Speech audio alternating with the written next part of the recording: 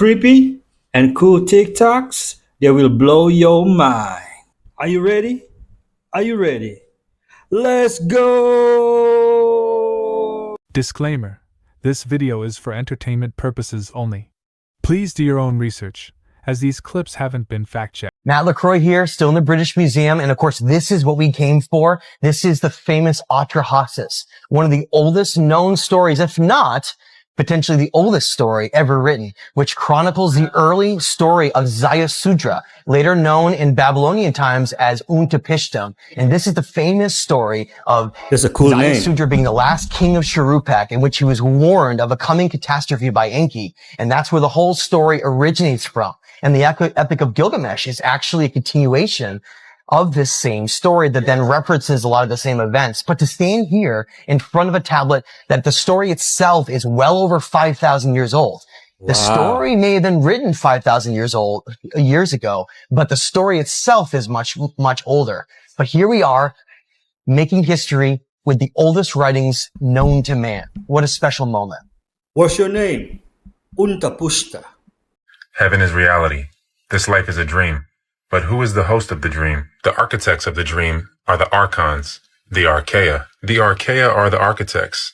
The eukaryotes are the hosts, the dreamers. Eukaryote means true nut or true kernel. They have a true core or nucleus. The layout of the dream is designed by the architect. The dreamer or host is like the land that the dream is built on. Shem is the eukaryote, Ham is the prokaryote, Japheth is the archaea. Japheth is the oldest brother, he is archaic. Shem has the true core, Ham is the prokaryote supporting role. The parasite wants the host to believe that the dream is reality. The archaea or Japheth are from the northern environments. As you can see, Shem, Ham, and Japheth are groups of people that birthed these soul bearers here. Each soul bearer here begot groups of people, like Eber birthed the Hebrews, Are they supposed to be Noah's son? Ashkenaz birthed the Ashkenazis, etc. Dreams are organic virtual reality. Adam and Eve were groups of people that fell asleep in the dream, identifying with the dream as if it is reality. All of these soul bearers can produce souls and programs, dominants and recessives. When programs lead a bloodline, order is broken down and parasites manifest. The archaea become hosts for the fallen. The fallen are older, like the archaea, created before man and designed to serve man. Lucifer refused to serve, and the fallen followed him into human hosts. Shem is the father of man, Ham is the father of humanity, Japheth is the father of mankind. Programs are angels, messengers. The angels of the Bible were physical. These programs are different types of angels. O negative being the most open for fallen angels. Programs are messengers.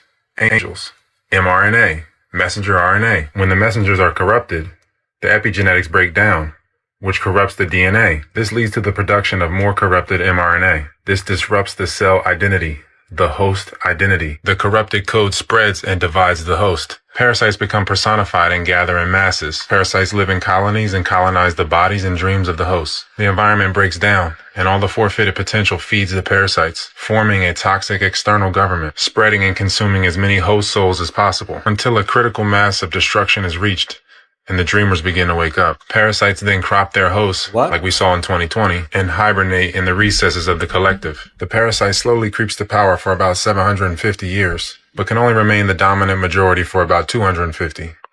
Look, the parasite can reduce the host to a remnant, but can never get rid of it completely. And the parasite is built into the design of this experience. The parasite can't be destroyed either. It just goes into the recesses for 1,000 years. In a macrocosmic natural reset, some are recycled and repurposed. Some are burned to ash. Ash is fertilizer for the next reset. When you die, you just wake up from a dream where you died. You wake up in reality. Use this dream, this life, this virtual reality as a platform to remember reality. Don't fall asleep in the dream. Don't fall asleep in the dream. Sheesh. As predicted, the war is a precursor for lockdowns 2.0, and everyone must be aware of this. The International Energy Agency just released a 10-point report on measures to take as the price of oil increases, and their recommendation sounds just like the COVID lockdowns. We know their goal is to track, trace, and control us. Just look at some of their measures. Stay at home, work from home, use public transport, no cars in the city, carpooling, use electric cars, reduce speed limits, reduce air travel. Just like the WHO did during COVID, the IEA is Congress now asking us to do our part while they're flying on private jets and laughing in our face. And as governments are implementing digital ID and digital currency, the next step will be to block us from buying gas or plane tickets if we go over their recommended limit. We knew this was coming because it's part of their agenda, and now it's time to push back. Let's not fall for the climate hoax that's meant to control us. Stay free, my friends. Revolution! This guy was so important, his death reshaped the map of the world. Pull up a chair and let's talk about the death of Alexander the Great. Alexander III of Macedon, later called Alexander the Great, was born in 356 BCE at Pella. He took the throne immediately, crushed a revolt in Greece, and destroyed Thebes after it rebelled. Over the next decade, Alexander defeated the Persian king Darius III, took Egypt, seized Babylon, Susa, and Persepolis. By the time Alexander turned back from his attempted conquest in India, he had successfully replaced the Persian Empire with his own rule, and the Persian Empire was huge. The new Alexandrian Empire stretched from Greece to Egypt and Central Asia. And by age 30, he had conquered most of the known world. But that's not all. Many of his men considered it their life's honor to have marched with him thousands of miles for over a decade. By the time Alexander gets back to Babylon, he is ready to campaign again. But still mourning the loss of his partner, Hephaestion, Alexander spent the first few months of 323 BCE feasting, drinking, and planning. During one of these feasts, he's suddenly stricken with a fever. And in just a few days, at the age of 33, he passed away, leaving no adult heir.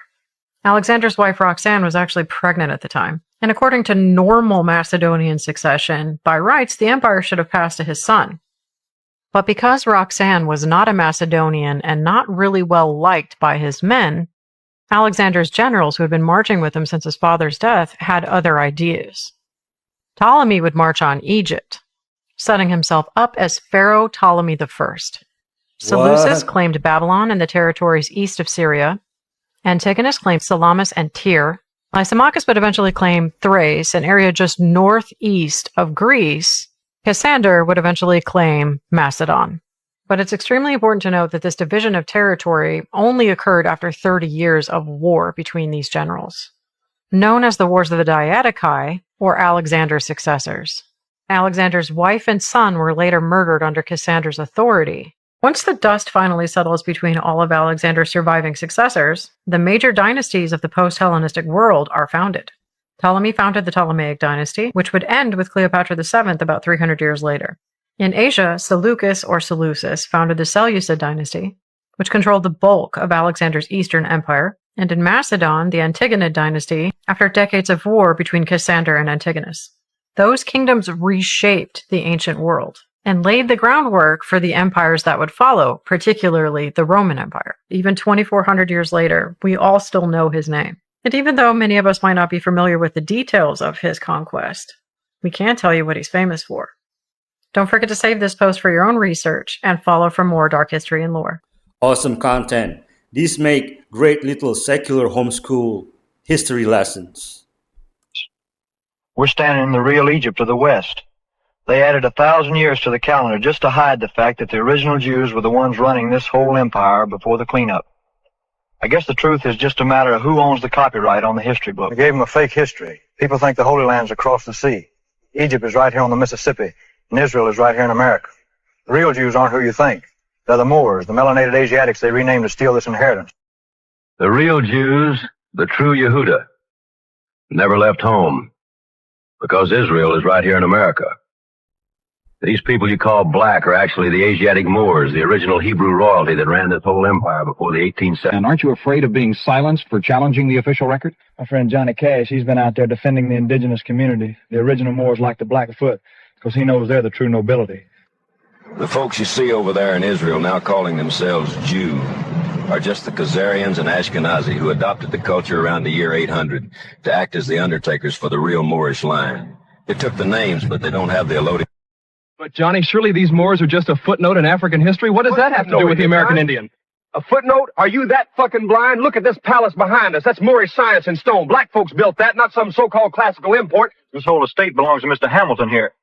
His grandfather, Alexander Hamilton, wasn't who they painted in the books. He was a Moor, a melanated Asiatic, just like Washington and the rest of the original nobility. Folks believe the story they were sold, but the story is a theatrical lie. This whole estate, this whole country is the Maghreb Al-Aqsa, Northwest Amexem. You travel around enough, you start noticing the architecture. They tell you these domes are classical, but the Magi know better. This is Moorish science in stone. Folks don't like to talk about it. Not his hair. But the Moors and the Hebrews, the real ones, they're the same Asiatic family. We're standing in the real Egypt of the West. But, Johnny, there is no evidence of... Lady, don't piss me off today. The evidence is right in your fucking face, but you're too blind to see. You're asking ignorant questions because you're reading from a copyrighted history book written by the victor. Mr. Presley, you've been vocal about Moorish history. Why the interest? And aren't you afraid of being silenced for challenging the official record? You see that dome? That's Moorish science in stone, man. I'm interested because they gave us a fake history to bury the allodial title of the original people. You see these sisters here? These are the Asiatic mothers, the high priests of Anu. Their mitochondrial line didn't come from across the water. It's been rooted in this American soil for 300,000 years. The resurrection is knowing you never left the garden. Definitely AI. But let me know how you feel about this in the comment. Tell me why a fractal weapon, yes, fractal, was used in every major ancient culture before fractals were even known about. It's called the Vajra, and Indra from the Vedic tradition used this to slay a demon serpent. Zeus also used one of these bad boys to slay another demon serpent called Typhon. The story is the same. In ancient Japan, Raijin, the inspiration for Raichu the Pokemon, he has one in his hand. In ancient Rome, the goddess Cybele, also using Vajra. Let's go to America. The rain god Chak has one of these in his hand. The Aztecs had a god called Tlaloc, spitting image of Zeus. The largest megalith in Mexico is dedicated to this guy. Every one of these deities used it to wield lightning. It was actually one of the inspirations for the lightsaber in Star Wars. And in more recent times, Elon Musk even has one of these on his bedside table. So what does it do? What? Well, in the Vedas, it says it disrupts the continuity of spirit and matter, your soul from your body. And if you're loving this video, I'm having a giveaway for this Vajra and signed copies of all my books. Just share the vid, comment Vajra, and I will send you the details on how you could win. So how would a fractal weapon even work? Well, if you mirror the father of all fractals, the Mandelbrot set, the geometry of the Mandelbrot and the Vajra is exactly the same, down to the details on the Vajra. I haven't even touched on the variations of it or how it could possibly work. But if you're skeptical about this, there's a new turbine that's been designed based on the technology in the Vajra.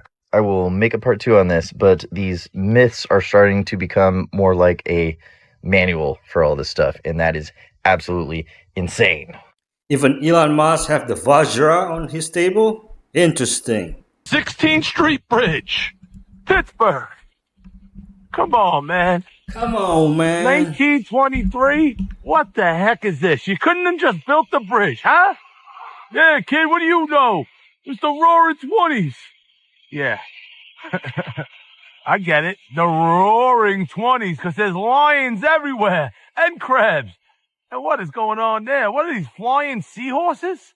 You couldn't just build a bridge, yo? There was like 19 of them to build around here. You're just gonna be like, hey, let's just waste some time chiseling women or whoever that is into these structures, man. Like building a bridge wasn't hard enough. Pittsburgh. Oh, look at that over there. They're different colors. Cause these brainiacs put some brown lacquer on it and ruined the green, patina on it, man, from the copper, man. What's going on here? Oh, it's Aquarius beaten down from 1923, right? Yeah, it goes over water. Yeah, I didn't know Atlantis was in Pittsburgh. Come on, man. Some of you architect lovers really bother me in the comment section. Like, open a book, an art deco book. Listen, we all know the telephone game, right? You start it in the beginning and then by the end, it's totally something different. Stay with me for a second. First architect guy kept repeating what the architecture was. Now we're in 2026. The telephone game, I guess, doesn't apply to architecture in your history. You understand where I'm going? A lot of people are like, oh, I like how his brain thinks. He's right. By the end of 2026, It should be a different telephone story, like the architecture, Art Deco, BS. Come on, man. You probably believe that a guy with a mustache from World War II didn't destroy Prague because he loved their architecture. Come on, man. You believe that nonsense? And yes, I've been to Prague. I've been to Europe. I'm not a schlep. I'm going there next month. You'll be watching the videos, so stop trying to one-up me, because I'll two-up you. I'm BT, and we're making make sense, and I love you, Pittsburgh. Oh, man, I'm just pumped. I got some sleep last night and about to have some Permane Brothers. Make it make sense on a beautiful day in Pittsburgh, man. I love this place. Come on, man. Hey, that's awesome, by the way. Vampires have a lot of power. Not really anything like what you see in the movies. They are not flesh and blood. They look like a gentle mist. Not a lot of them are sucking human blood. They're more energy vampires, meaning they can touch you and they'll have access to you. They become astral parasites and they like my ex. And stalk you. In order to keep up as a vampire without hurting other people, you would have to be receiving offerings from people that were still alive. People were doing this ritual a lot back in Eastern Europe and ancient Egypt as well. After people just stopped giving these offerings, they would attack people at night and either go for blood or just any type of bodily fluid. A typo once created an entire country, and it lasted for 400 years. It was smack dab in the middle of Europe, and it only had one written law. There were no jails, no armies, and no police. So it's the 1400s, and the Pope is broke, so he sells a bunch of land to Florence. And they draw up the treaty using this river as a border. The problem is, the river has a fork in it that no one accounts for, and so the Pope owns one side, Florence owns the other, but this land in the middle is owned by nobody. And so the people inside it declared independence. They declared the Republic of Cospaia. The Republic kind of thrived because it was a tax-free and regulation-free zone, and so it attracted a lot of economic activity. You know, they attracted smugglers and fugitives, but most importantly, they grew tobacco, which was heavily regulated in Italy at the time. As a matter of fact, they still grow it today. Like, this is the modern day in Cospaia. The Republic only had one written law, which was kind of like their constitution, perpetual and secure freedom. And this was their flag. Now, granted, this place was pretty small, right? It was like 2 kilometers long, but it was still significant. For 400 years, they governed themselves in this bizarre experiment, and at the end, they died with a whimper and not a bang. In the early 1800s, they were just folded back into the Papal States. However, all the families were paid off, and they still had the right to grow tobacco. I honestly don't know what lesson to draw from Cospaia. Was it a libertarian paradise, or a smuggler's den of thieves, or maybe just a reminder to be more specific when you draw up your treaty? No jails, no army, no police, or no police. During the winter, chimneys acted as pressure electric vacuums, emitting captured heat inside the chimney out over the fireplace. During the summer, the process would be reversed, and the fireplace and ventilation pipes would absorb heat into the fireplace and air ducts connected to the inside of the chimney. Inside the house, and through ionized air from the etheric electrically charged metal backboard inside the camine would push the heat up the chimney and out the house. Reinforcement dome, roof towers, and metal bars sticking out of the sides of the house acted as a spider, attracting ether and concentrating etheric energy throughout the house.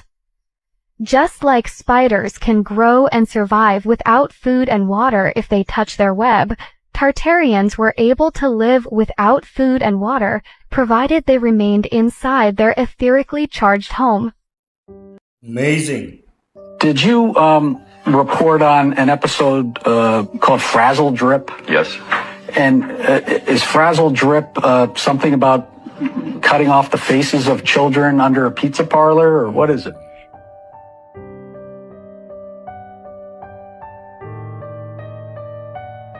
Can you tell me what Frazzle Drip is, Phil? Yeah.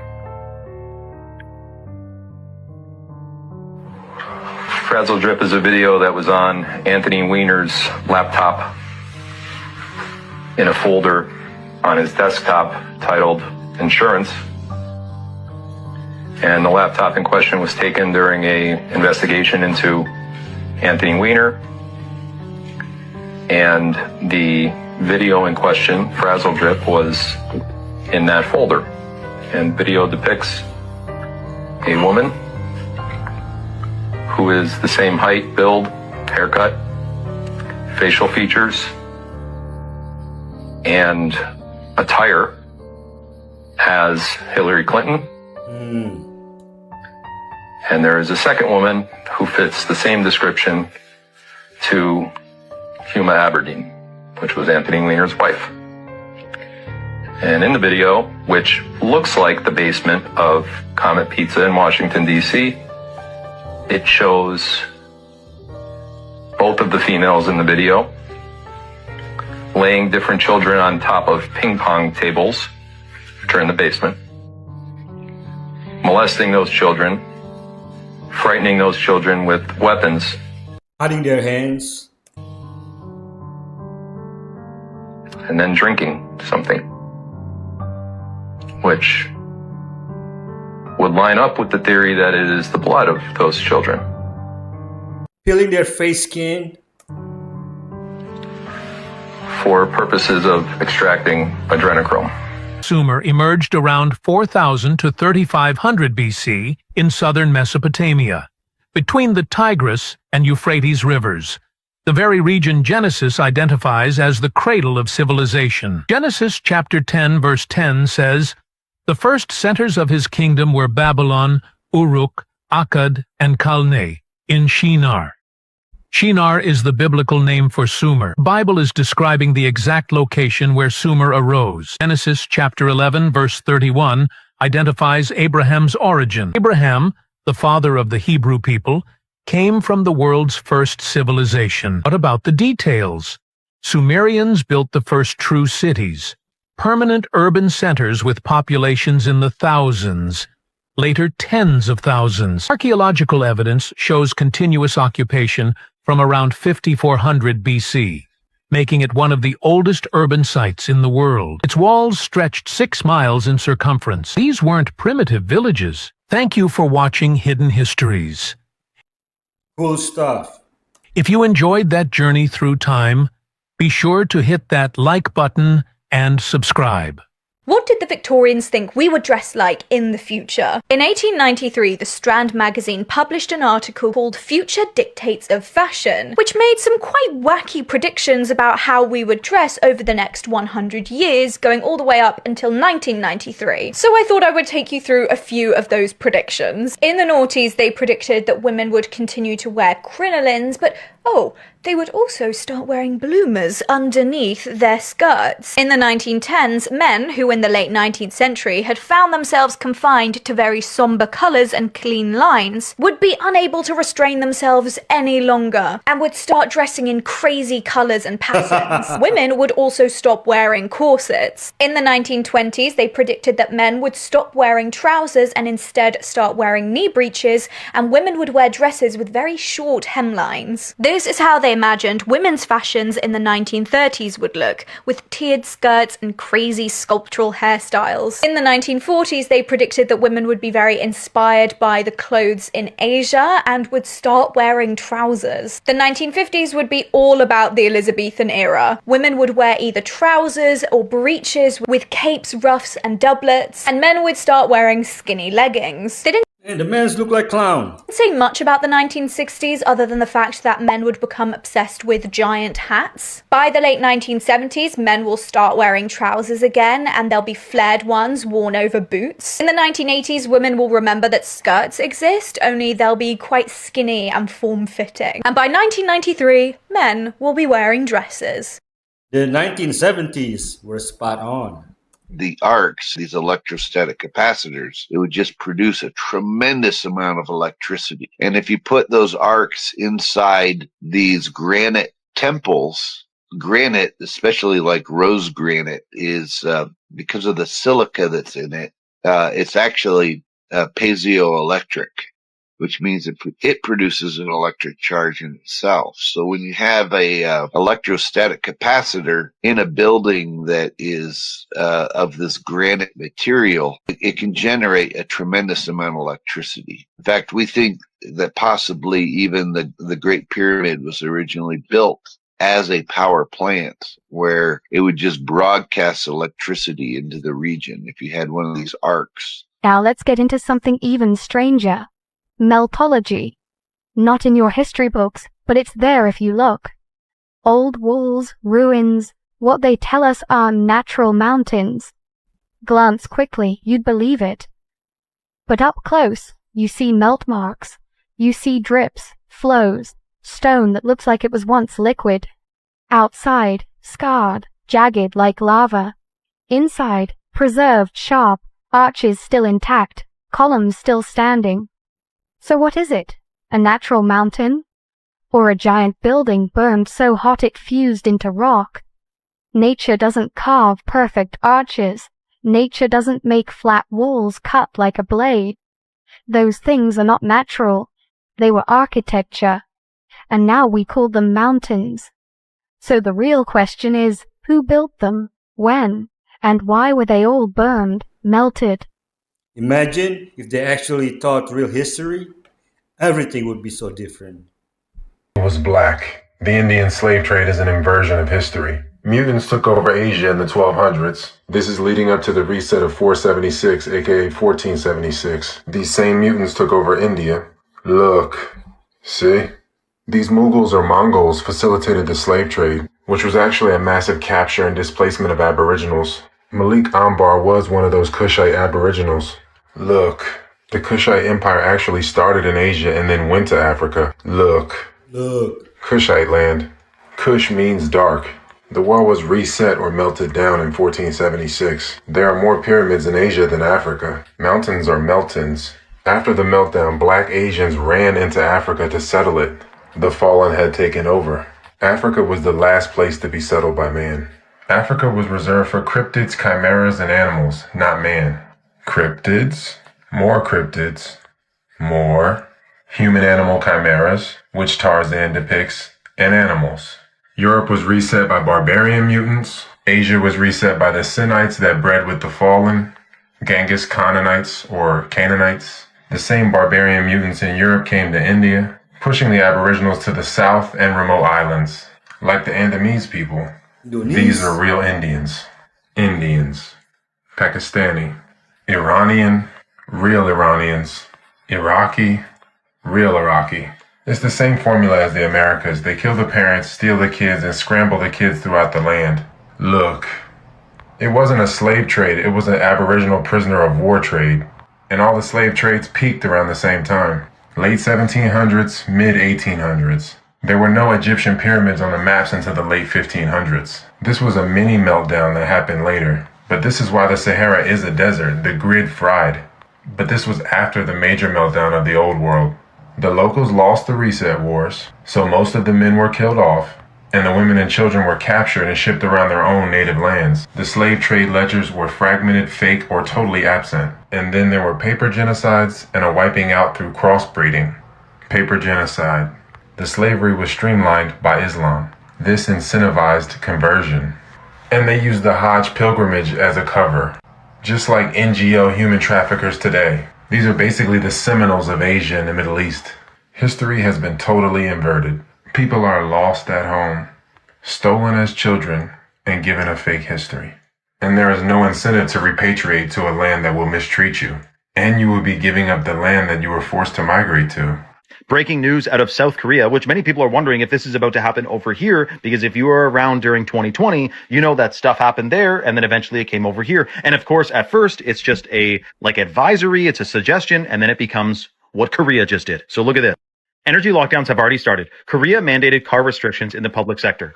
The Philippines implemented a 4-day work week. Keep in mind, in some of these places, at first it was, we advise you, please don't drive your car as much. We're trying to save oil. And now it's mandate. Cuba has a 4-day work week and fuel rationing. And Egyptian restaurants have to close by 9 p.m. Now, this person calls it eco-communism. But it will eventually turn into that. I wouldn't call it eco-communism yet. Think about this. In the next few years, let's say there's 1 million lockdowns and restrictions about oil, gas, diesel, using gas-powered vehicles, right? They'll eventually say, wow, we just reached our climate targets. We need to keep doing this and reduce our consumption of oil because we got to save the climate. And this was a perfect example of what we're capable of. And we're all in this together. I heard New York City is trying for 11 p.m. lights out, beginning the desensitization. Where's my New York people at? Please drop a comment. This tree in Montenegro has been consistently squirting water since the Squirting? 1990s. Now, this doesn't happen all the time. You see, the tree is tapped into an underwater spring system. And when that spring system builds up too much pressure from it raining too much or just too much water flowing through, the tree acts as a pressure release valve, so the water shoots up through the roots of the tree and then squirts out all over the place. Now this happens for loggers that go out all the time.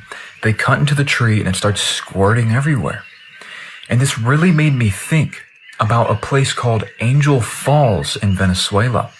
It's literally the largest waterfall in the entire world, being over 3,000 feet. And the water never stops flowing. Now, the mainstream science tells us that it's because of rainfall that the water is always building up in the plateau and then flowing out. But it kind of looks like a giant tree. What if Angel Falls used to be a giant tree and its roots are still tapped into an underwater system, so it allows the waterfall to consistently squirt? Now, we had giant trees in America. In fact, have you heard of Devil's Tower in Wyoming? The weird thing about this thing is it's not squirting. And its walls, its cell walls are hexagonal. It's literally a series of a bunch of hexagons clustered together, almost like that of a plant's cell walls or a tree's cell walls. Really interesting. Entertainment only. I made everything up. He could have worded this differently. All of the old world buildings, every single World's Fair, all of the buildings had angels on top of them. That's the number one thing that I have seen removed out of all the books that I've went through, from the 1700s to the 1800s to the 1900s. The number one thing removed is the angels with the trumpets that used to be on top of all of these buildings.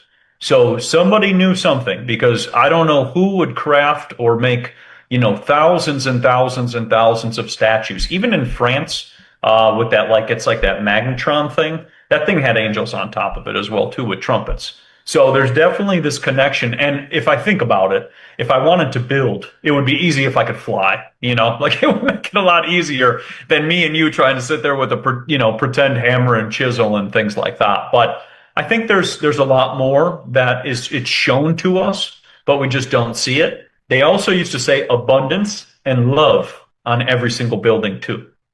So that's another interesting one too. Okay. Fallen angels that changed their plan when Jesus died on the cross.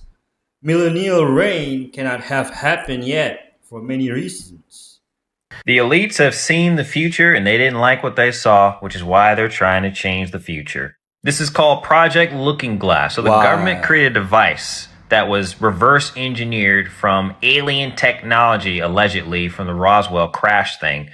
And they created a device that could see into the future, and they could see different timelines and different future possibilities. And they didn't like what they saw because the timelines got fixed and they couldn't see any other variations. And they only saw one variation back in 2012 is when things stopped working. In the Infinity War movie, Doctor Strange looks at all the future outcomes and they only find one where they could win. And that's essentially what Project Looking Glass is. But the government didn't see what they wanted to see, which is why they're releasing the files right now to speed things up, to get people all riled up, to create this unrest and revolution. Because when revolution happens, in which it should, because obviously pedophiles torturing kids and stuff is unacceptable. We must stop that. But they're doing that because they want to destabilize the world. There are nations overthrowing their leadership, and they want us to revolt and do the Rebel Alliance and Star Wars so that they can come in and fill in the power vacuum. Because they want everyone on one team. And the United States is everyone on one team in order to prepare to fight the next threat. I believe that Christ already returned in the first century, and we're living in Satan's little season right now. I've already done videos on this, my Millennial Kingdom playlist on my page. Watch those videos, okay? I break it down as best I can. One day, Christ will appear in the sky with the Emerald City, the Crystal City. And in order to get all the humans to fight against Christ the Redeemer, against God, they have to get the New World Order set up first. That's why they release the files, get you all riled up to destabilize the world, and then come in and fix everything And then there's all peace and prosperity. Aliens are going to show up and they're going to say that Christ is aliens, and they're going to get all of us to act like this and fight against the aliens. Who is going to be Christ in the air? Everything is about Jesus, man. These people doing I agree on that, but Christ hasn't returned yet. Stuff in the files, they're not just depraved people. They're literally sacrificing to little g false gods, dark entities, Moloch. And you still think that this Jesus and God is not real? It's going to be just like this probably, or similar. Some crazy stuff is going to be in the sky. And they're going to be like, oh, aliens. No, it's God. If you take part in the revolution, just know after the revolution will be the new world order. Prepare yourself for that. So what is that piece of cloth, you think? It's like it's braided at the bottom, and then the I didn't see a hole in the middle, so I don't think it was and it's too fancy for a sling, I think. So I'm not 100% sure. Unless it's a fancy sling, like some It people could be, yeah. fancy bows and arrows, fancy guns. True.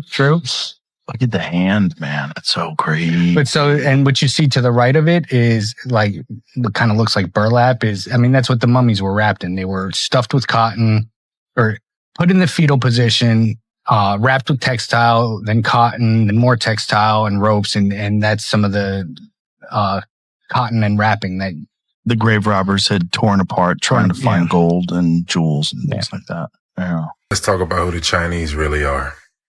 China is Sina or Shina. As you can see here, the world called China Sina, Sino, Shina, Shina. In Hebrew, the S and Sh sound have the same character. You just switch the dot to the different sides. As you can see here, Noah has Ham, Ham has Canaan. The 8th son of Canaan is Sin, and he birthed the Sinites or the Shinites. All of these people are Canaanites or Canaanites. The land of the Sinites was Sinim or Shinim. The original inhabitants of modern-day China were the Shang. These were Shemitic or Semitic people. The leader of the Canaanites, Genghis Khan, took over modern-day China. Eventually, the Canaanites ran out the Shemites and people like this. Many so-called Africans are just Asians that got ran out.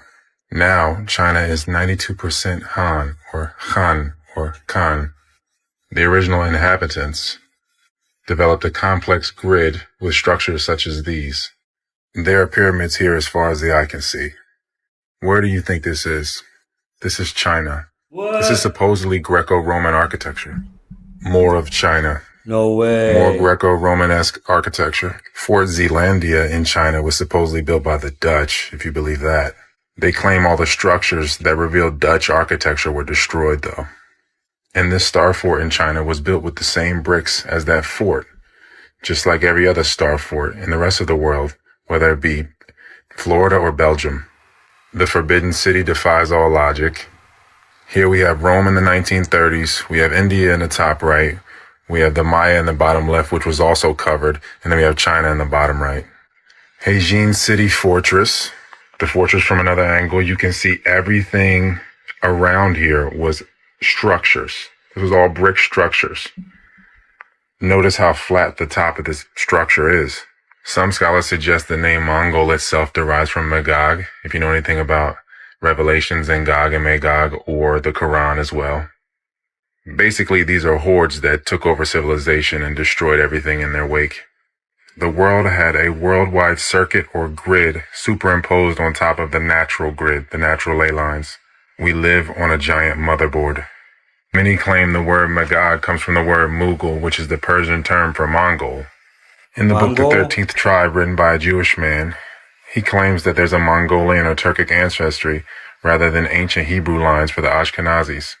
This gives more credence to the statements in Genesis 9 and 27, where Japheth, or Ashkenaz, grows large in the tents of Shem. Ashkenaz, or the Japhethites, took the culture from the Shemites and merged with the Canaanites. This is. Have you heard the theory that the Great Wall of China is really the Great Wall of Tartaria? There's a reason juice boxes are bombing everything in sight like a bunch of lunatics. They're doing this for their end of days prophecy. So in Psalm 90 and even 2 Peter 3:8, The Bible says 1,000 years for us is like a day to God. Now, God created the heavens and the earth in 6 days. On the seventh, he rested. That's the Sabbath. So Juicebox Kabbalists take this to mean that our reality will be the same for 6,000 years, but the seventh will be completely different, just like the Sabbath is completely different. Now, our calendar is not the same as their calendar. Theirs starts with the creation of Adam. And 6,000 years to them is the year 2240 for us. So we're not that far. Now, to go by their thinking right now, we're on Friday, 6:51 p.m. We have less than 6 hours until the end of the world. They predicted since Friday is so close to the Sabbath, everything will start kicking into high gear. Now, there's a prophecy with Noah that says his 600th year, there would be the Great Flood. They Juicebox Kabbalist occult shit. He's the 10th generation. There's 10 Sephiroth. They connected him to the last 1,000 years of our reality. So the prophecy for him was the flood would happen in 600 years of his life. So they came to our last 1,000 years, added 600 years, and that year is 1840. Now, instead of a great flood of water, they predicted there'd be a great flood of wisdom. And this is where shit gets spooky because they're right on the money. Think about it. For 5,800 years, we're riding horses, burning candles, fighting over who stole our pig. Then out of the blue, boom, Industrial Revolution. 100 years later, we're messing with the energy that fuels stars. Grandpa's yelling hi-ho silver, we're splitting atoms. For the most part, juice boxes have been patient, waiting it out for this time. But since that prophecy became true, everybody's patience disappeared. Aleister Crowley, he practiced Juicebox Kabbalah. He was called a Satanist because they're damn near the same thing. He tortured his body, did sex, magic, and drugs, and went up the Kabbalah tree of life to different fucking realities. He was trying to cross the abyss, become a god, and literally force this time to come now instead of wait. Now, I don't know if he did it, but I do know he fucked a lot of dudes. Now, everybody's doing it in their own ways. But after learning this information, if you listen to them talk, this is the goal for all of them. They're trying to break the clock and get this time here now. And that's why it seems like there's no bar too low for them to go. They're willing to risk it all. Every video, someone comments, what do we do? And truthfully, guys, I don't know. Because, guys, inevitably, we are going to have to face this evil. Put it into. It's good. Oh, Yeshua is the only gateway to the Father.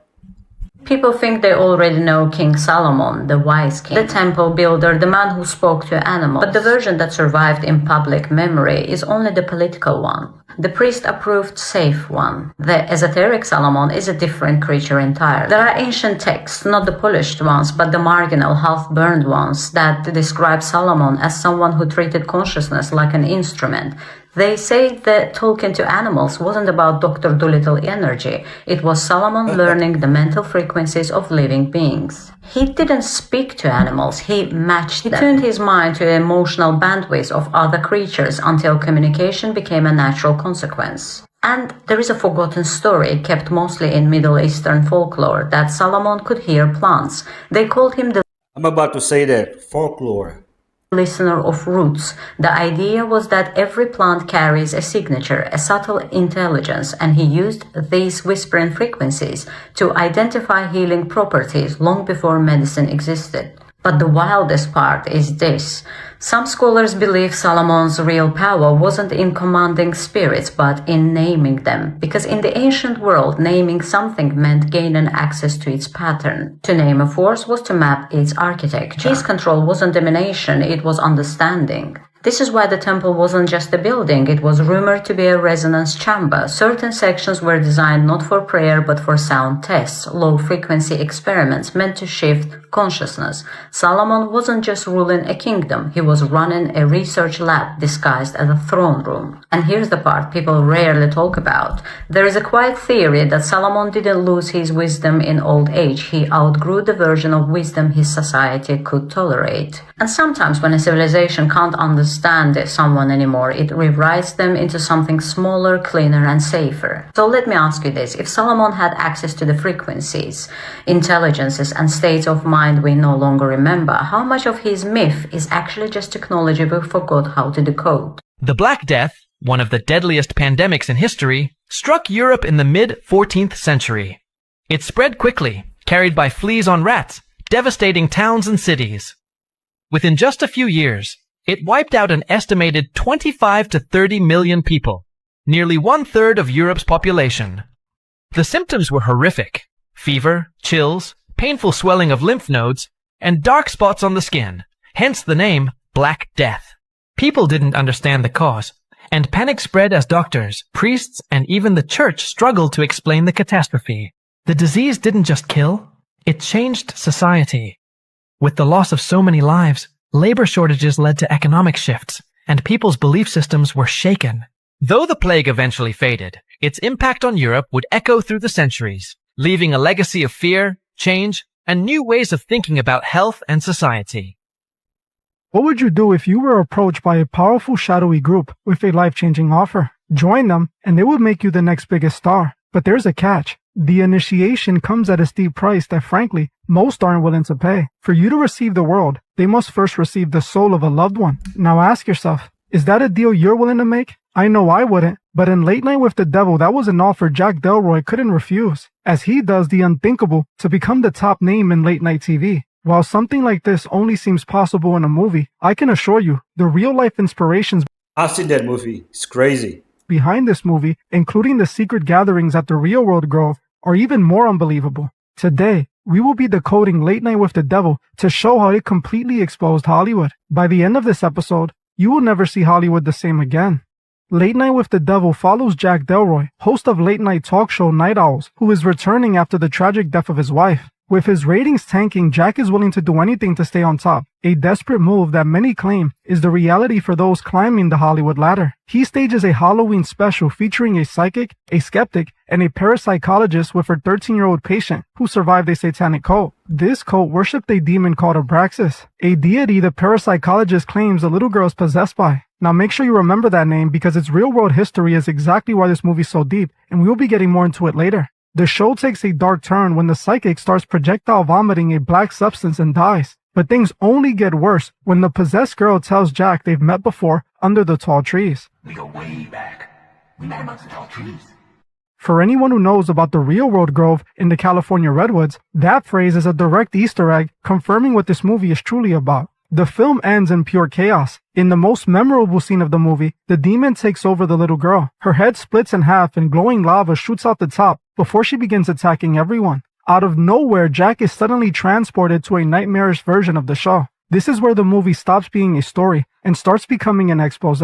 Jack didn't just stumble into this. It's revealed that Jack joined the Grove during a ceremony where he made a deal with the devil under the tall trees. He agreed to sacrifice his wife's soul in exchange for fame and ratings. In a final horrific moment of manipulation, Jack thinks he's ending his wife's suffering with a ritual dagger, only to realize he eliminated the young girl on live television. Now, while this might seem only believable in a movie world, you will be surprised at just how much this film got right and how closely it mirrors reality. From the night owl symbolism to the secret society at the Grove, from the deals for fame to the heavy sacrifices attached to them, this wasn't just a movie, it was a glimpse at the hidden mechanics of Hollywood. So in about mid-March of 1991, this girl by the name of Latasha Harling, high school kid, like a young kid, good kid, and she went into a corner store to buy a drink. Well, the shop owner, who was a Korean migrant that was working in South Central LA, accused her of stealing orange juice. Well, she wasn't stealing orange juice. She had money in her hand that she was literally walking to the counter to pay for it. But when that happened, a scuffle happened between the two, and it resulted in her getting shot and killed. Oh my God. It makes waves around the entire country. This lady is arrested and charged with manslaughter. But in November of that same year, so a few months later, the store owner, she's convicted of voluntary manslaughter, right? The judge says she's not a danger to the community. I don't want to take her life away. Sentences her to probation. She serves not one single day in jail. Not a single second was spent in jail. So it's like as if nothing happened, right? Literally like a slap on the wrist for killing a teenage girl. And this is met with outlandish outrage. People are so upset all across the country because they view it as that's the price of a black life.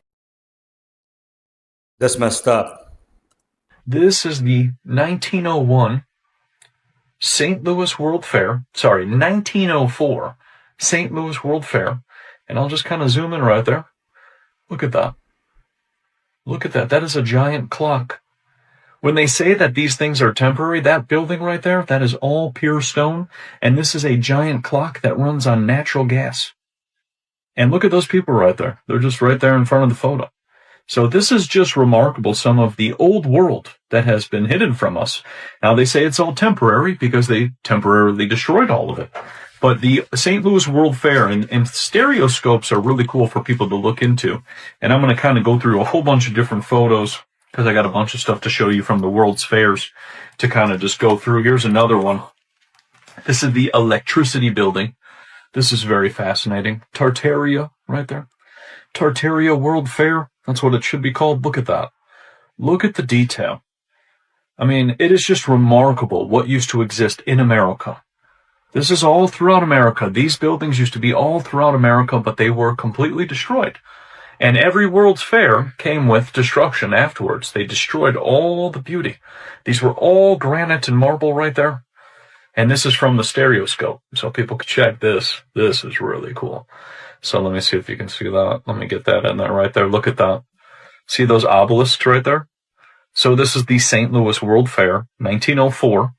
They tell you this is all temporary, but look at the detail of that. Look at the garden. The garden is absolutely massive. Look at the runway that the people are walking on. And this looks like a Capitol building. They destroyed that. They destroyed this. But this is all 1904, St. Louis. I mean, just remarkable. You can see that. And if you get a stereoscope, it's really cool because you can actually move the picture front to back until it is perfect. And you can see all of the angels that are on tops of these buildings. All of the buildings of the old world had angels on tops. Abraham Lincoln printed millions in government-issued notes, bypassing European banks to fund the Civil War. 5 days after the war ended, he went to Ford's Theater. President McKinley supported the gold standard, while others favored a central bank with a flexible currency. It wasn't long before an anarchist was let into his rally. 3 business titans allegedly opposed the creation of an American central bank. They all took an unsinkable ship owned by J.P. Morgan. Titanic. He was supposed to go with them, but canceled last minute. That ship was called the Titanic, and the Federal Reserve was founded the next year. Senator Huey Long rallied against the Fed and tried to cap America's wealth. He was shot inside Louisiana's capital. His gunman was killed instantly, with no autopsy, lost evidence, and conflicting ballistics.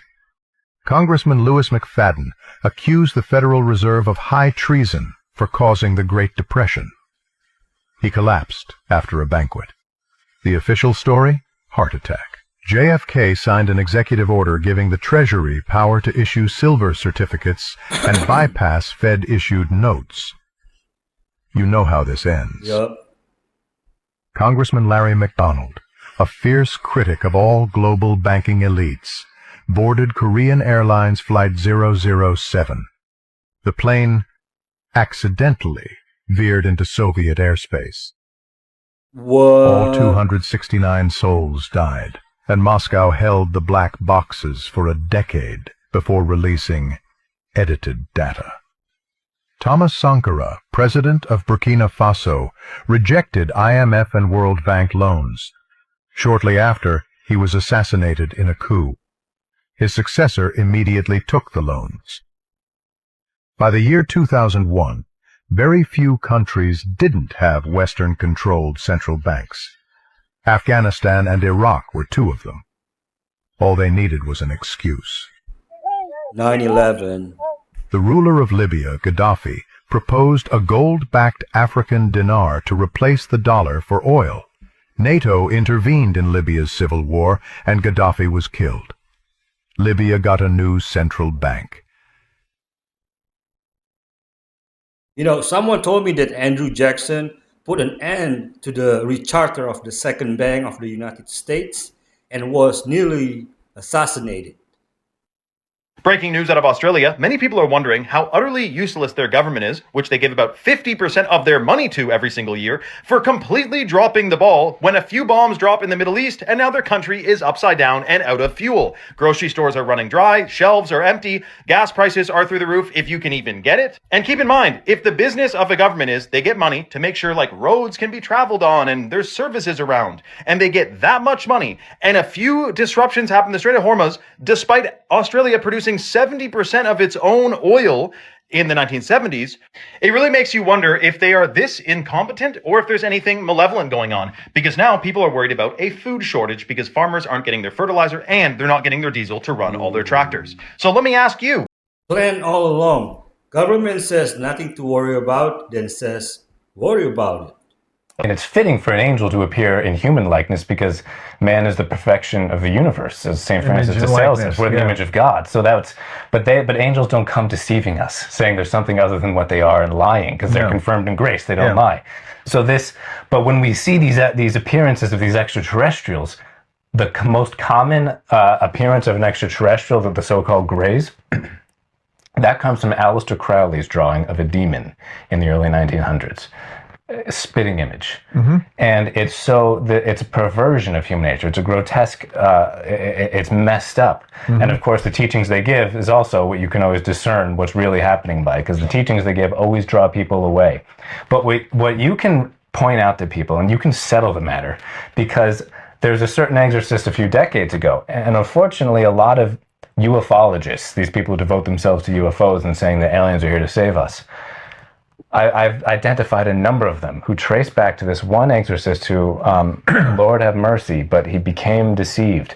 And he started saying that humans are these pathetically unevolved creatures. Human nature is this pathetically unevolved thing, and we're in dire need of celestial intervention, not from God, but from the ultra-evolved extraterrestrials. And what he told in the 1990s, what he told these ufologists was, no, it can't be demons, because demons don't need spaceships.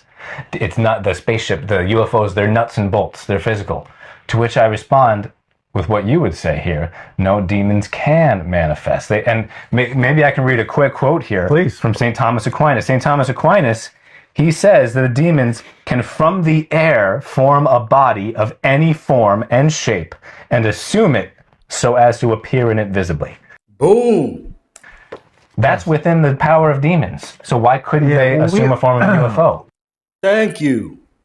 Ladies and gentlemen, this is one of the most amazing archaeological discoveries in history related to the Bible. This is the Merneptah Stela. There was a pharaoh in Egypt by the name of Merneptah. He came right after Ramses II. And this stela, this victory statement, comes from 1208 BC. So this thing is over 3,200 years old. And if you look down here, you can see how it's kind of worn more black because people were actually touching the inscription that mentioned that Israel as a nation had been laid waste by Pharaoh Merneptah in 1208 BC. Well, how could that be if the Exodus took place in the 1200s, like many people say? The much more consistent date for the Exodus, according to the Bible and archaeology, is the Exodus took place in the 1400s BC, particularly according to the Bible, 1446 BC. That would have given the Israelites enough time to get into the land and become a nation, so later Merneptah could brag that he had beaten them. It's 3,200 years old, and it's got Israel on it. Wow. Christ is king. A lot of people don't know this, but 53 of the 56 signers of the Declaration of Independence were Master Masons. They were also Knights Templar. They just didn't tell anyone. They inherited this tradition. They knew exactly what happened to the Templars because most of our founding fathers are also bloodline descendants from them, which means what? They go all the way back to Jesus and Mary Magdalene. I'm part of that lineage. You might be part of that lineage. What? There's probably millions of people, certainly hundreds of thousands, that are part of that lineage that goes back through these bloodline families. And I mean, you know, some people go, whoa, wow, that's amazing. You must be special. I hate to break it to you. We're not special. Let's talk about celebrities and reptilians. Because at this point, I think we all know that most celebrities don't become rich and famous overnight just because they're talented. And here are the two ways that they do typically become famous and rich. The high vibe way and the low vibe way. And in this video, I will mention a celebrity who I think actually did become rich and famous the high vibe way. But first, let me briefly explain the two ways. And maybe there's other ways, but this is what I've primarily learned. When a celebrity gets rich and famous the low vibe way, they're doing this because they are at a very specific low vibrational frequency themselves. We're all energetic beings. We all have an energetic frequency to us. This low vibe frequency is often attributed to fear, feelings of insecurity,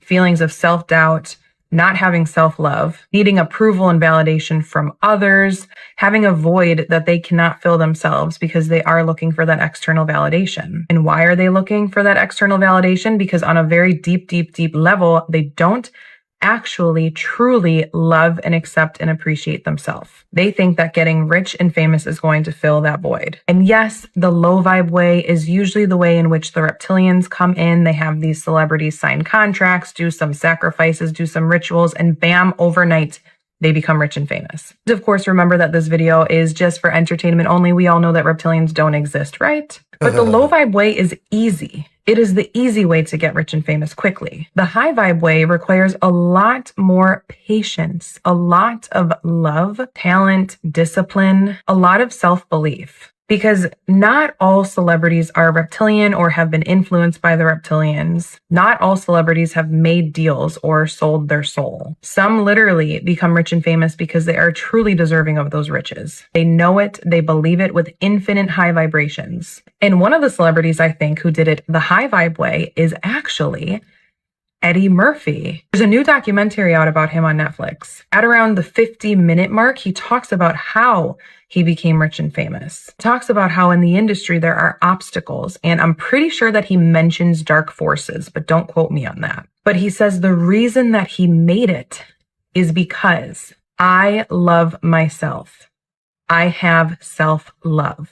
True self-love is of the highest vibration. When you're vibrating at such a high frequency, it becomes nearly impossible for these low vibe reptilians to come to you and to offer you a deal because they physically can't be around your high vibes. And when a celebrity exudes that frequency of self-love and you feel it, you know that they got rich and famous the high vibe way. Now, which celebrities do you think went the high vibe way? And which celebrities do you think went the low vibe way? And follow for more content about reptilians, aliens, etc.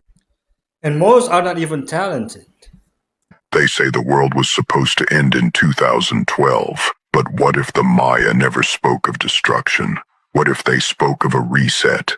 The Maya didn't track time like us. They built calendars woven from the stars, cycles within cycles. The long count stretching back to 3114 BC. Archaeologists call it mathematical genius, priests called it prophecy, and every cycle had a beginning and an end. December 21st, 2012. The end of the 13th Baktun. The world held its breath, expecting fire comets collapse, but scholars of the glyphs whisper something else. The Maya saw time not as a line, but as a wheel. 2012 wasn't an apocalypse. It was the turning of the wheel, an age of mankind closing, a new one opening. Buried texts from Tortuguero speak of Bolon Yokte, a god of creation and destruction, descending when the cycle ends. Some believe the Maya foresaw upheaval, not in the sky, but in human order itself. And look around. 2012 marked the dawn of surveillance, of social media dominance, of a world reborn digital. A reset not of Earth, but of us. So what really ended in 2012? Maybe not the planet, but the age of man we once knew. Wow. The question isn't whether the Maya were wrong. The question is, what cycle have we now entered? The Maya says 2012, yet CERN found the God article 2012. So you got to continue. According to the Bible, here are 10 specific warnings that you are living in end times. Number one, they're talking about a new world order, and per Revelation 13, a new world order is the end of the planet. Well, it's definitely, I think, a new world order. Number two, according to Revelation 16:12, the Euphrates River will completely dry. Right now, the Euphrates River is drying at an alarming rate. By estimations, in 2040, it will be completely dry, and this has never happened in the history of mankind. Number three, when they say peace and safety, sudden destruction will come upon them. That is literally the slogan of the Global Board of Peace, where they're trying to completely establish peace across the planet. Number 4, the wicked people on Earth that don't believe in God are going to have one mind. Elon Musk with his telepathy experiment is forming a hive mind where when you install your brain chip, you can literally speak to each other with your brains and share thoughts with each other. Number 5, when humanity starts breathing life into an image that it should be able to speak, the end is coming. That's literally what we're doing with AI, is we're creating life that can speak to us. And this is the natural cyclical end to the human story. If you ask me, God created us in Genesis. Now with our wicked hearts, we're trying to create life as humanity. Speaking of AI, for sign number 6, knowledge shall be increased in the time of the end. Right now, the rate of human knowledge is doubling every 30 minutes to 3 hours. It literally used to take 100 years for us to do this as the human race, but we are having an exponential increase in the rate of knowledge in 2026. Sign number 7, a global financial system will get established. Not only have they rolled out digital ID in the United Kingdom, where you will not be able to buy or participate unless you get a digital ID, but Sam Altman, who just made a deal with the Pentagon, has a second company called World, where he's trying to bring in a world financial system via WorldCoin and a World ID, where you have to get a global ID in order to participate once AI takes everybody's jobs. Sign number 8, the final kingdom on Earth that's going to be wicked is going to be part iron, part clay. God made us out of clay per Genesis. Sam Altman, along with every other AI expert, is telling us they are going to merge AI with humanity. That's iron with clay. Sam Altman literally has a blog post called The Merge from 2017, where he's saying he is going to merge AI with humanity at some point. Sign number 9, the book of Zephaniah is all about the end time army that's going to destroy Israel. One of the first dominoes to fall is Gaza shall be forsaken. Unless you've been living under a rock, Gaza has been completely destroyed in the last 3 years, and it's been completely forsaken, and there's a war breaking out in the Middle East, which is the start of the tribulation. And finally, sign number 10, in the last days, there's going to be scoffers who pretend that this is never going to happen. They're going to say they've always been talking about the end. Jesus was talking about the first century. No, he wasn't. He was talking about coming back on the clouds and completely torching this planet for people that don't believe in him, because you've got no excuse not to believe in the Bible anymore. Love you guys so much. Make sure to follow for more. If you want full theories, head over to the YouTube. See you there. The false coming before the second coming. The fallen angels are not technically demons, because the fallen angels are Ijiji and Anunnaki, and they've been able to come and go out of this system since they got here. The true demonic realm are actually their offspring that they had with human women, and those offspring were called the Nephilim and demigods, because they were a mixture, and they were not allowed to ascend out of here. Their spirits and their souls have been trapped here from the beginning. Okay, so that is where the demonic realm really is originated from. Now, many entities act demonic, but when we're talking in the spiritual realm and spiritual warfare, it's important to know that there's a specific category of Nephilim spirits that were the original genesis of what we know to be demons. I mean, they control those demonic spirits. They rebel against Yahweh. The largest cut stone on Earth weighs 1,650 tons. No ancient civilization had a tool that could move it. It sits in a quarry in Baalbek, Lebanon, partially lifted, then abandoned. 1 kilometer away, 3 blocks each, weighing 800 tons, were lifted 8 meters off the ground and set into a wall with less than 1 millimeter of gap between them. The math destroys the ramps and ropes explanation. Moving one 800-ton block requires a pulling force that would snap every rope ever manufactured in the ancient world. The Romans built their temple on top of this platform and left no record of who built it. The most advanced empire in history couldn't explain it either. The unfinished stone is still in the quarry. Whatever moved the others never came back. This was not built by any civilization we recognize. If no civilization did, then what? Nephilim? Delaware absolutely has their own cryptids. It's just a little harder to shine when you live in the shadow of the Appalachians. You got the Selbyville Swamp Monster, which is the Delaware equivalent of Bigfoot. The Delaware Sea Monster, which was reported by multiple sailors in the 19th century. The Lewes Merman, which is interesting because it's directly tied to the lore of the first settlers, the colonists, not the first settlers. You got the Pukwudgies from Lenape lore. Those are your textbook, tiny, forest-dwelling trickster spirits, very similar to the Fae. You got the Delaware Deerman, which I feel like every state has an equivalent of, be it a half-man, half-deer, or even a localized chimera story. And my favorite, the Mahuwe. In Lenape lore, he was a powerful, shape-shifting ice giant. Similar to a forest guardian, This guy is ancient. He was around way before humans showed up in Delaware. I'm sure there's a bunch I'm leaving out, but these are just the big ones. If you happen to be from Delaware and you know of any smaller localized cryptids, let me know in the comments. More American Fae, please. Documentation that has come to me over the last 15 years. It's called the Cremona document. And one part of it is a specific narrative that talks about Hugh DePain, the first Grand Master of the Knights Templar, and 5 other knights who entered under the south wall and followed a tunnel system and found an ancient ritual chamber. How old it is unknown. But inside that chamber, they found, or I should probably say recovered, not discovered, artifacts that they knew were there. This included ancient scrolls, ancient knowledge, as you mentioned, technologies in the form of instrumentation, gold, wealth, and the remains of a very important person in Templarism going all the way back to the 1st century. Absolutely fascinating how they must have felt recovering those incredibly important pieces of knowledge and technology and Christian relics. Incredible.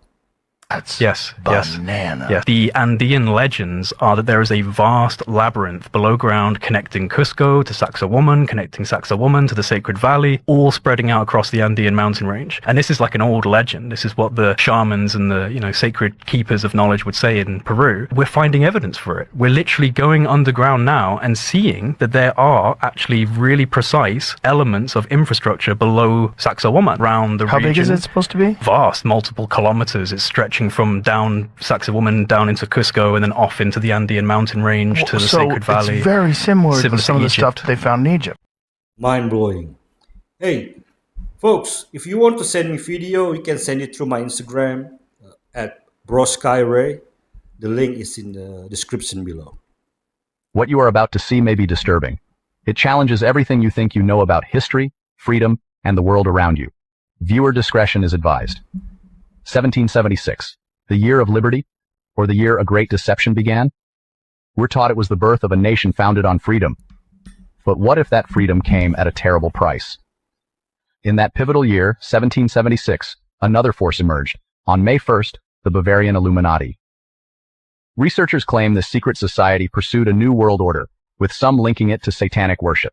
They argue 1776 marked not just revolution, but the loosing of a final deception. Consider the symbols. The Statue of Liberty, a gift from France, stands as a beacon of freedom. But look closer, at her feet. She stands on broken chains. A symbol of liberation, yes. But liberation from what? Lucifer. Or for whom? Some researchers whisper that the statue isn't liberty at all, but a representation of the Greek god Apollo, the destroyer, whose name appears in the book of Revelation. If so, the broken chains take on a terrifying new meaning, the loosing of a destructive power, a spiritual freedom to reject divine law. Some say Tartaria is evidence that Christ's 1,000-year reign already happened. After that, Scripture speaks of Satan's little season to deceive the nations. Believers point to old maps, grand cathedrals, star forts, and apparent free energy architecture, signs, they argue, of a refined era later whitewashed from history. In this telling, Tartaria wasn't just a label. It was a better time powered by ambient energy, with soaring domes, palaces, and precision masonry few claim we can truly replicate today. Some alleged rulers even staged construction photos, beams posed for cameras, though the buildings already stood. They add that 1,000 years were padded into the timeline to obscure the sequence of a completed reign followed by the little season. Clues, they say, linger in old churches, gigantic pipe organs and heavy bells once reputed to heal and harmonize, since removed, silenced, or repurposed. And who are these powerful hands? The theory alleges a global cabal, an elite group operating in the shadows, who engage in unspeakable acts, human sacrifice and blood rituals, to maintain power and youthfulness. These are serious, unproven allegations, but they form a core part of this dark worldview. While this new order was being established, the masses needed a distraction. Enter Hollywood. A tool, they say, to dumb down the nations. feeding us a diet of magic and witchcraft disguised as entertainment. Ancient knowledge and powerful symbols hidden in plain sight, casting a spell of complacency over the world. If you've come this far, the rabbit hole deepens. Some link 1776 with what the Bible calls Satan's little season, one last loosing to deceive the nations. Others point to 13 Illuminati bloodlines, said descendants of fallen angels. There's far more to uncover. Subscribe to learn the rest. This is, in my opinion, the scariest animal to ever take flight in the skies. Let me tell you some facts about Hatzegopteryx. Hatzegopteryx lived in what is now Transylvania around 72 to 66 million years ago. And this pterosaur was humongous. It was thought to have a wingspan of around 10 to 12 meters, that's 33 to 39 feet. But its sheer size alone isn't what made Hatzegopteryx stand out. Here you can see Quetzalcoatlus, who also was pretty huge and rivaled Hatzegopteryx in size. It was Hatzegopteryx's massive, powerful skull that was probably built for raw power that really made it stand out. Hatzegopteryx's skull could reach lengths of 2.5 meters or over 8 feet, and here it is in comparison with a Giganotosaurus skull and a Spinosaurus skull. This means that Hatzegopteryx had one of the largest skulls ever among non-marine animals. Hatzegopteryx also had large muscular attachments on its skull and a very muscular neck. Hatzegopteryx was likely the apex predator of Hatzeg Island, and it's thought that it tackled proportionally larger prey than other large pterosaurs. And this prey would have included dwarf titanosaurs and iguanodontians. So, although this pterosaur may be rivaled in size by other giants like Quetzalcoatlus, it definitely cannot be rivaled in its very unique, powerful build. My name is Kat, I hope you enjoyed this video, and follow me for more animal and prehistoric content. Imagine, instead of turning into a bat, Dracula turned into this. They are doing something much bigger than just dropping AI videos. I just found out why they're doing all the AI slop. After I tell you this, keep your eyes on me. And I'm serious. Someone's not going to be happy about this. This is not about where BB is or where he not is. It's not about that at all. There is something more massive than we have ever seen coming. So today I'm sure you saw the new video where the ring disappears off the finger. I can barely show it because they copyrighted the last video on Facebook. Also missed another security defense meeting, which he's always at, and his son, 7 days, have not tweeted once. But what if I told you that they're dropping these videos on purpose, knowingly posting these videos, knowing that it's not going to just sneak by the human populace? They're posting it as they're perfecting their AI videos, so in the future, something can happen. Let me explain. AI photos and AI videos have little micro brandings, little microscopic brandings on pixels that human eyes cannot see, right?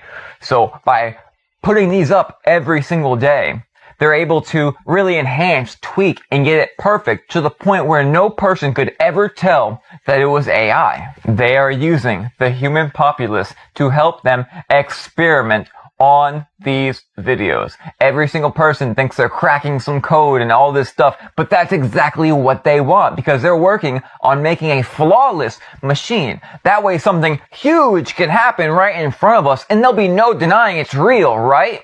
They are actively removing the microscopic branding off these pixels. This is no joke. Oh, and a quick word from BB. I'm alive! Yes, obviously that was AI, and that's why I had the AI label on the video. Because again, us creators have to label things as AI if they are. Otherwise, we get in trouble. And like I said yesterday, this only applies to creators and not governments. Something massive is coming. Don't believe your eyes. Spread the word. What is the first thing Jesus said to his disciples? See that you are not deceived.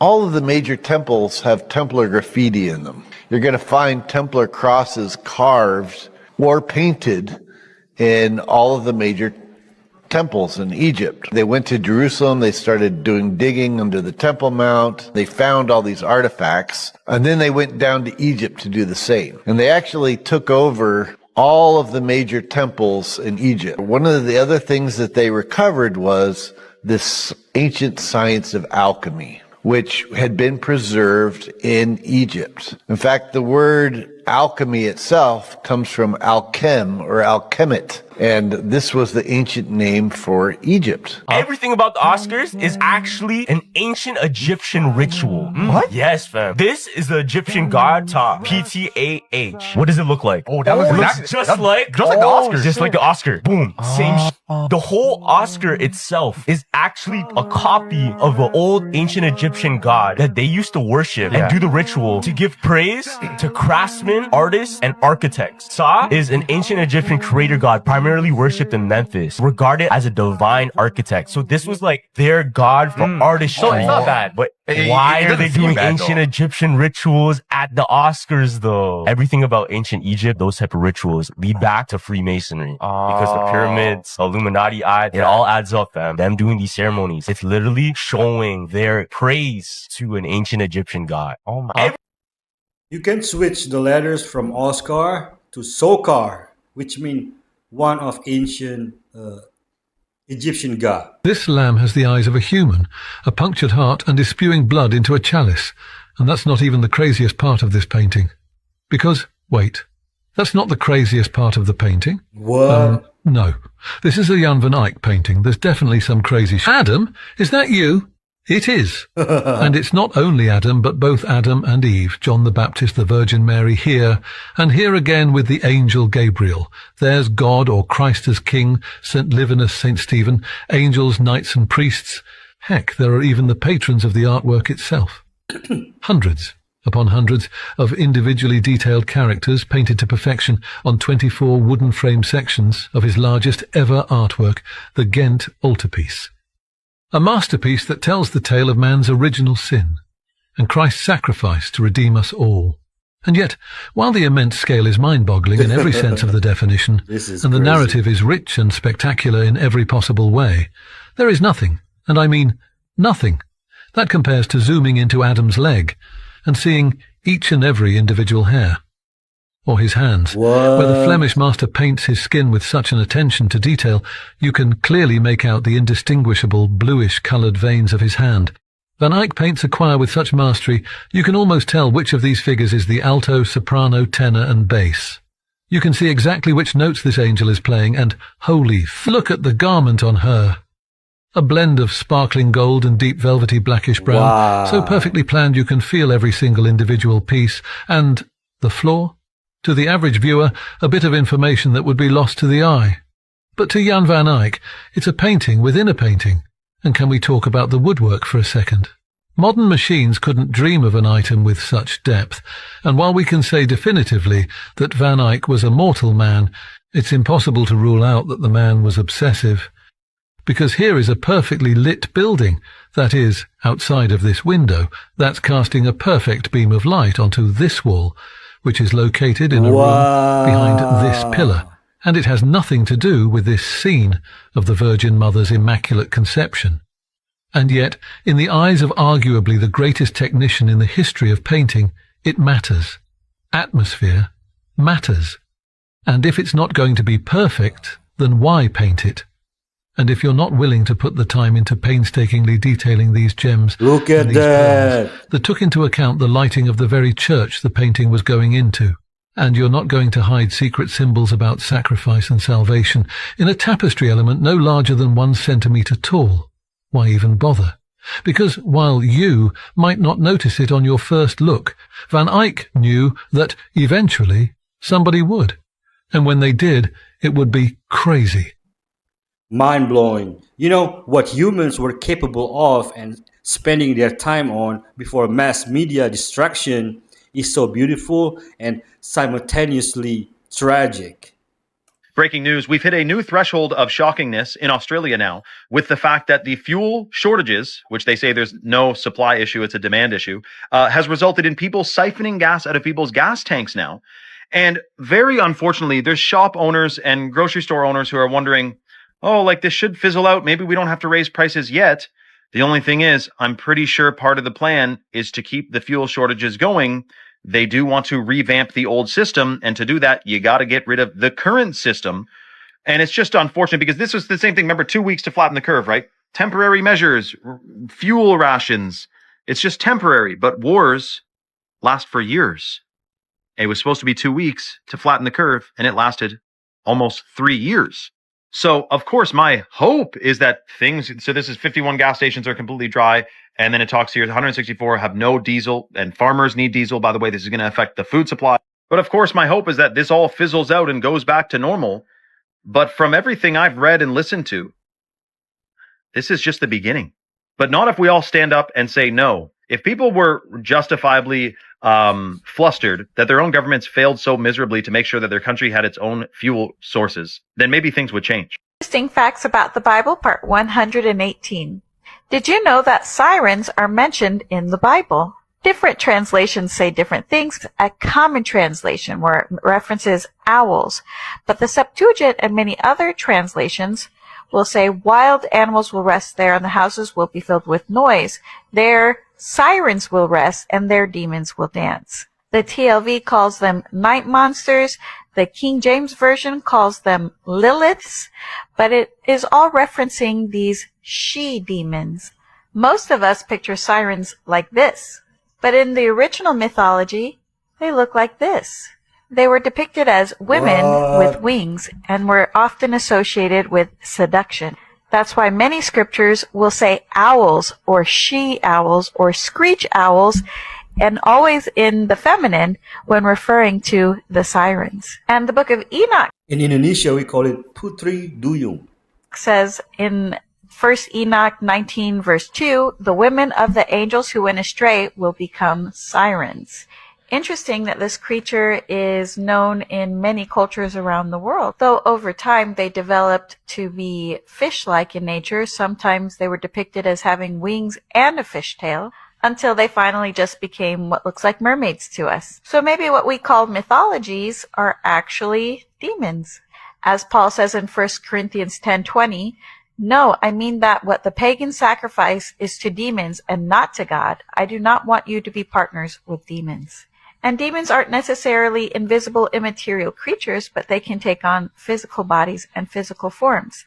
And that spiritual doesn't necessarily mean what we think it means. The Jews own banking. The worldwide center for the international banking system is Switzerland, which has as its flag a Templar-like cross, which is a Catholic symbol. How did things get this way? Most people don't know that banking actually originated with the Knights Templars, which was an outwardly Catholic group that secretly engaged in heretic Baphometic Gnostic rituals rooted in a Babylonian mystery religion. The Templars were the exoteric outward military arm for the esoteric Priory of Sion group, which was a group led by Rex Deus bloodlines like the Merovingians. The Templars needed a way for pilgrims to transfer their wealth while en route to the Holy Land, so they developed a ciphered checking system, which became the basis for the modern banking of today. While the Templars gained massive amounts of wealth through this practice, they were officially disbanded but continued through three groups: the Order of Christ in Portugal, and the Order of Montesa and Order of Calatrava in Spain. The last Grand Master of the Order of Montesa was Francis Borgia, member of the Italian Black nobility, who later funded and facilitated the founding of the Jesuit order with Ignatius Loyola, who, according to anthropological citations, was a Spanish Basque noble. Borgia also became the third superior general of the Jesuits. In the Federal Reserve Conspiracy, Emmanuel Josephson explains how it was illegal for the Templars to engage in usury due to their Christian faith, so they relied on Jewish middlemen to do their financial dealings for them. This strategy of using Jewish middlemen was eventually epitomized through an agreement between Meyer Amschel Rothschild and the Jesuit-trained Adam Weishaupt to form the Illuminati. The Illuminati really being just a front organization behind which the Jesuits could hide, and which was formed only 3 years after the Jesuits were disbanded by Pope Clement XIV. As Tupper Saucy states in Rulers of Evil, quote, the appointment of Rothschild gave the Black Papacy absolute financial privacy and secrecy. Who would ever search a family of Orthodox Jews for the key to the wealth of the Roman Catholic Church? Following the Templar dissolution in 1307, the Templars successfully smuggled the larger balance of their wealth to Switzerland. This wealth was then placed under the custody of the Knights of St. John, the Hospitallers, whose order used a white cross emblem. This secret transfer of funds became the basis for the Swiss banking system, which is the center of global banking today. The Jesuits later procured control over the Catholic Church's finances. In 1572, Pope Gregory XIII granted the Jesuit order, under Borgia's direction as Commissary General, the rights to Vatican banking and commerce. Borgia subsequently orchestrated the movement of this Vatican wealth to Switzerland in the same year. This action effectively reunited reunited the amassed Templar wealth, now the Swiss Banking Foundation, with the Jesuit banking arm, allowing them to participate in the political and financial agenda of Royal Masonic organizations. In the 18th century, the Rothschilds eventually earned the title, quote, Guardians of the Vatican Treasury. I'm going to teach you a little known secret about the Anunnaki and what it has to do with you communicating with interdimensional intelligences. We've been duped, and I'm going to restore the power back in your body. Okay, so the Anunnaki was one of the first stories ever told in Sumeria, one of the first societies, we think, and these were supposed aliens that came down and could either bless or destroy the humans. But the Sumerian government figured out how to control people, and it was by telling a story about aliens or these gods and how you had to worship them, worship something outside yourself. Because in that way, this government could control humanity. One, they learned that the power lies outside of them. And two, it gave them an outside attachment, like they had to worship something outside themselves, with fear of being punished. We still have this today. We have misunderstood what these beings really are, and I'm going to tell you right now. They are mirrors, and you know who energizes them? You, from the inside. Okay, so they're plasma beings, and I'll get into what that even is. So Anunnaki, Anuna, meant complete, full of power and energy. Coming together of voices. It might even been a collective consciousness of some type, with individuals within that, our higher selves. And then Ki has to do with our life force, or also plasma. It is our own energetic body, our bioplasmic body, as the Russian CIA papers would say. So now when you think of Anunnaki, it is basically these energies that are resonating and synergizing with us. I call them plasma beings. This was partially inspired by Robert Temple's book, A New Science of Heaven, about plasma. They're also something I write about in my book. The secret is there's many different kinds of them. On one level, they reflect your subconscious. Meaning if you're in a state of fear, you're going to see a demon or a witch. If you're in a state of putting something on a pedestal, you might see an angel, or if you're in a state of love. If you're in a more state of neutrality, this is where it gets interesting, you can almost crack through their or massage through their informational layer, their costume that they're visiting you in. And you get to see the truth of who they really are once you get through your own subconscious filters. There are informational plasma beings and there are intelligent beings, and I go more into this in my magic class. And it all comes back to you and your You teach magic? Resonance and what you believe in your subconscious and your state. Your bubble is communicating with their bubble, and it creates this third emergent thing. It creates what is known as a third mind. A new intelligence emerges. It is like a gestalt, greater than the sum of its parts. It holds new information only for you based on what you're working with. This power, our magic power, has been taken from us. Mary Magdalene called it the nous. This is how she communicated with Jesus. By going within and not having fear, you get this mystical union with the divine. You might be visited by another timeline self. Maybe it's your higher self or another benevolent being. Maybe it's a past trauma that comes to you as a demon. Come at Magic to learn more on Sunday's Magic class live. This is Gnostic teaching. Oh, by the way, folks, that was my cat Kala. I'm going to have to end it right here because I think she's asking me to feed her.